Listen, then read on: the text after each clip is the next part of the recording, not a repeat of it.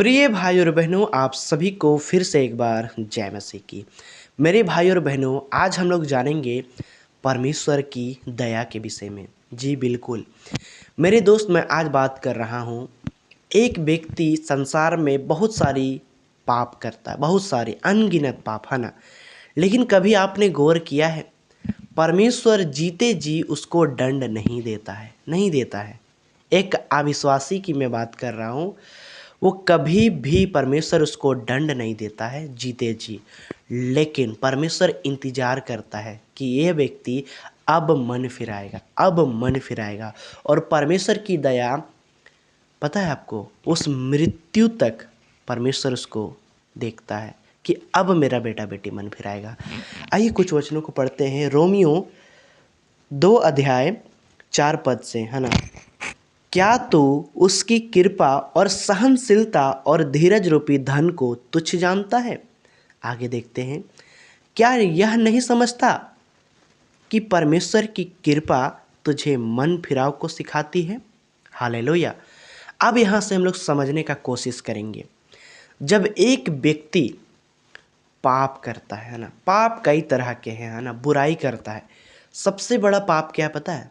परमेश्वर की आज्ञा को ना मानना। और सबसे बड़ी पाप क्या है? परमेश्वर के सुसमाचार पर विश्वास नहीं करना और अपने पापों से मन नहीं फिराना। ये सबसे बड़ा एक मनुष्य का पाप है, जिसके वजह से मनुष्य नरक जाता है ना। जिसने यीशु मसीह को नहीं पाया वो सीधा अनंत आग में चला जाएगा, है ना। ये बाइबल की शिक्षा है। मैं आपको बताना चाहता हूँ कि परमेश्वर आज हर एक व्यक्ति के ऊपर दया क्यों करता है। उसका मेन रीज़न क्या है? उसका मेन रीज़न है, जैसे यहाँ पे लिखा है, क्या यह नहीं समझता कि परमेश्वर की कृपा तुझे मन फिराव को सिखाती है? हालेलुया। यदि आज परमेश्वर सबके ऊपर दया कर रहा है तो वो मन फिराव के लिए कर रहा है।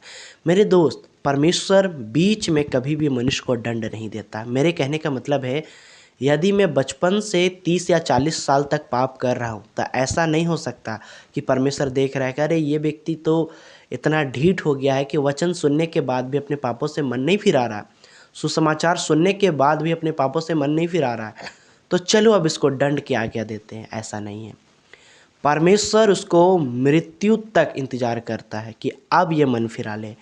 जब एक व्यक्ति आखिरी सांस गिन रहा होता है ना, तब भी यदि मनुष्य चाहे तो उद्धार पा सकता है।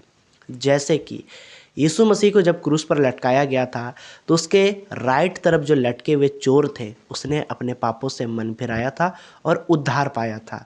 ये एक गवाही है ना, एक सबूत है कि मनुष्य मृत्यु दम तक यदि अपने पापों को मान ले और सच्चा परमेश्वर, इकलौता परमेश्वर प्रभु यीशु मसीह पर विश्वास करे तो निश्चय वो क्या करेगा? उद्धार पाएगा, है ना। तो इस बात को आप समझ चुके। अब हम लोग जानते हैं कि परमेश्वर की दया हम पर क्यों होती है, हर एक मनुष्य पर क्यों होती है।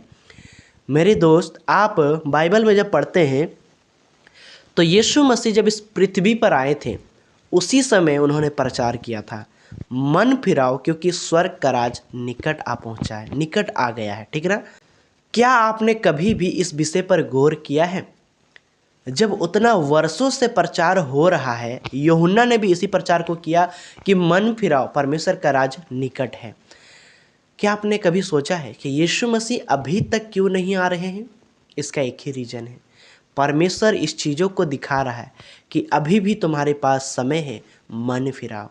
मेरे दोस्त, यदि आपने भी यीशु मसीह को अभी तक ग्रहण नहीं किया है तो मैं आप सभी से कहना चाहता हूँ, अभी भी परमेश्वर की दया हम पर हो रही है। अभी भी अपने पापों से मन फिराएं और यीशु के वचनों के अनुसार अपने जीवन को बिताएं। यही मनुष्य के लिए एक भलाई का काम है। उम्मीद करता हूँ मेरे भाई और बहनों, इस छोटे से संदेश में, छोटे से वीडियो में आपने बहुत कुछ सीखा है। चलिए मेरे भाई बहनों, इस वीडियो को यहीं तक रखते हैं। ज़्यादा से ज़्यादा इस वीडियो को उन भाई बहनों तक पहुँचाइए जिनका अभी तक उद्धार नहीं हुआ है। आमीन।